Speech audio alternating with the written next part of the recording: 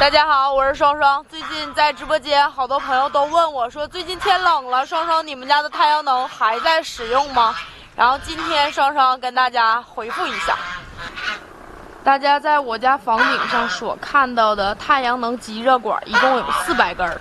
每一个连箱上面有100根极热管，4个连箱400根。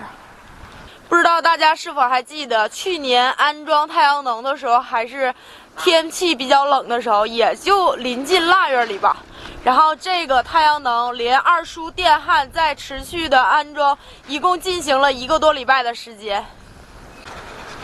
只要有太阳，我们这个太阳能极热管就能收集到热量。然后每天早上8点半开始上水，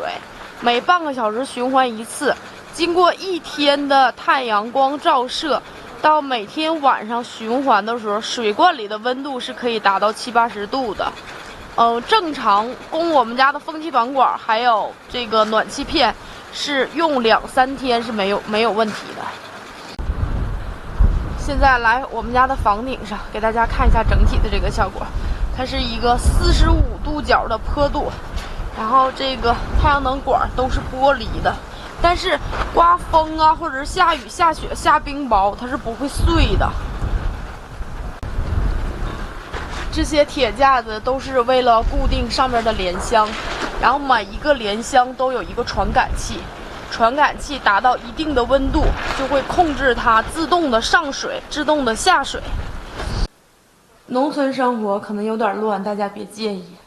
然后现在大家镜头里能看到的这个储水罐是1.6米高，一共能储水2吨。每一次太阳能传感器温度达到设定的温度时候，它自动的水就会传到这个水罐里。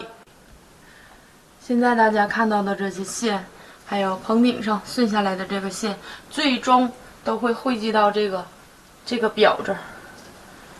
然后每一个控制系统都连接着太阳能上面的传感器，然后自动的上水，自动的下水，我们什么都不用管。这个太阳能一共带动着我们家100平方米左右的取暖的面积，一共是5组暖气片，分别是在奶奶屋子里边有1组，然后客厅里边有3组，我睡觉的那个小卧室里边有1组，一共是5组暖气片。但是经过这去年一冬天我们这个用，然后觉得效果并不好，因为我们家屋子里边比较大，然后北面是窗户比较漏风，因为这个房子已经20年了，然后这个风吧就是随时随地能吹进来，然后我们平时在走后门，走这个北门，取暖的这个效果就不好，所以我们今年增加了风机盘管。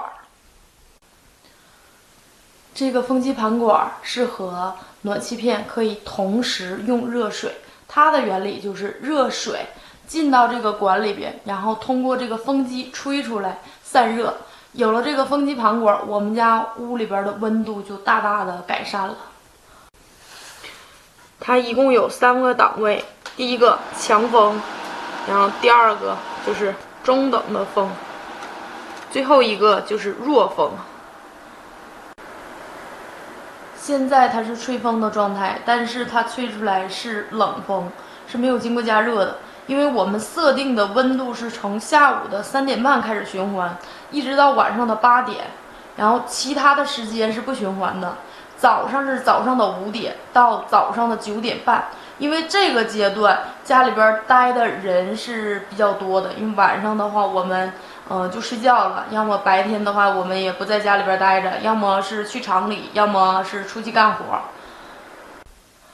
为了取暖，然后我们今年又在这个玻璃中间又加了一层塑料布，然后玻璃不透风的情况下，屋里边保温的效果会更好一点。这外边又来车了，我二叔又来活了。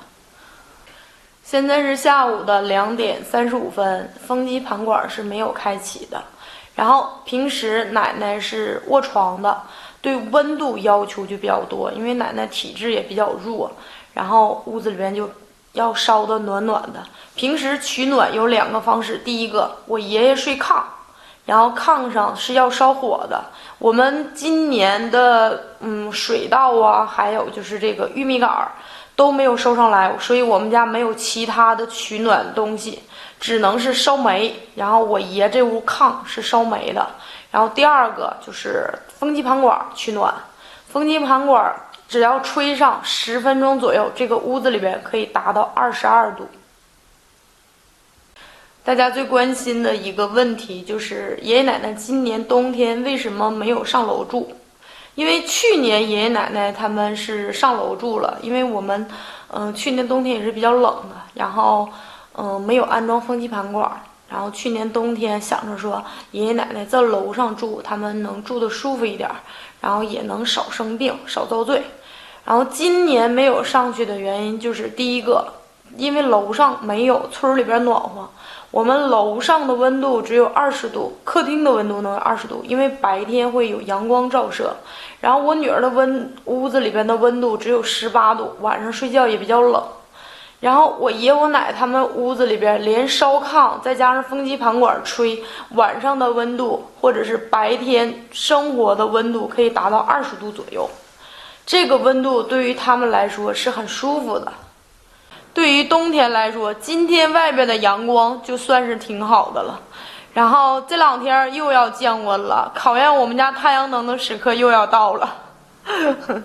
如果要是说连续的3、4天下雪阴天，然后这个太阳能收集的热量就很少，我们家屋子里边就不暖和了。这个太阳能有利也有弊，利呢是指不用花钱。好多朋友可能关心最多的就是花钱，对吧？安装费用，我们安装就是这么大的一个面积，大概是3万块钱左右。饲料厂里边也安装了办公室、会计室，还有厨房，还有那个开票室，我们都安装了这个风机盘管。